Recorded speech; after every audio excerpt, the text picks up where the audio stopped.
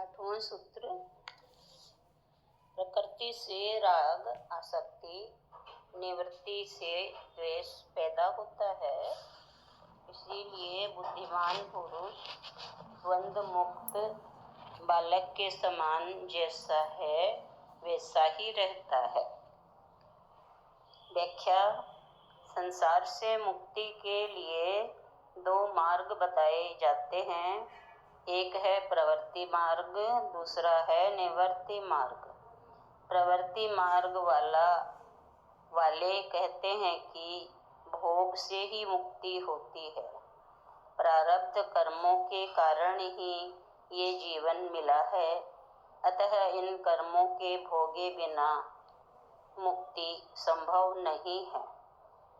आत्मज्ञानी को भी प्रारब्ध कर्म तो भोगने ही पड़ते हैं। जो इन कर्मों को भोगने से मना कर संसार छोड़कर चला जाता है, त्याग कर देता है, ये उसका अहंकार है, कर्मों के नियम का उल्लंघन कर रहा है। हठयोगी भी हठपूर्वक इंद्रियों की क्रियाओं को तो रोक देते हैं, किंतु भीतर वासनाएं चलती रहती हैं। आसक्ति बसी रहती है, बनी रहती है, जिससे वो पाखंडी हो जाता है। प्रवृत्ति मार्ग वाले यह भी कहते हैं कि जिससे मुक्त होना हो उसे पूरा ही भोग लो, जिससे उसके प्रति घृणा और अरुचि हो जाएगी और तुम उससे मुक्त हो जाओगे।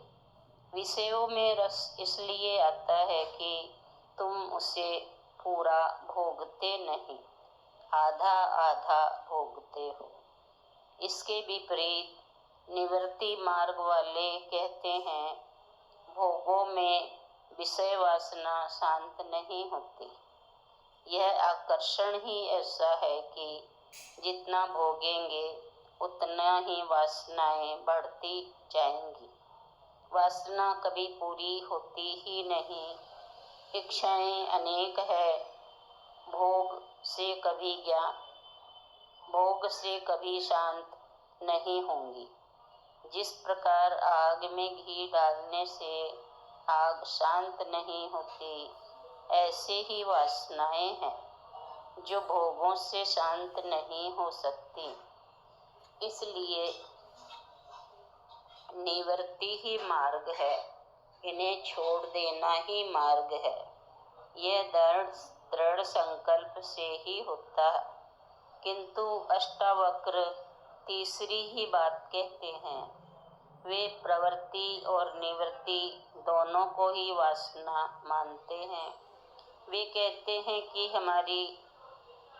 कहते हैं कि प्रवृत्ति से राग पैदा होता है, आसक्ति बढ़ती है, तो निवृत्ति से छोड़ भागने से, हठपूर्वक त्याग करने से, अधिक पाने की इच्छा से, क्षुद्र का त्याग कर देने से, मोक्ष के लिए संसार एवं विषयों को छोड़ देना भी वासना एवं तृष्णा ही है। ऐसी तृष्णा का होना ही बंध है। निवृत्ति से भी द्वेष पैदा होता है। इसलिए आत्मज्ञानी बुद्धिमान पुरुष प्रवृत्ति और निवृत्ति दोनों से मुक्त होकर बालक के समान निर्द्वंद होकर सरल और स्वाभाविक जीवन जीता है। स्वभाव से जो होता है वह कर लेता है। वासना युक्त होकर आग्रह एवं हठपूर्वक कर्म नहीं करता, ना त्याग करता है। हरि ओम।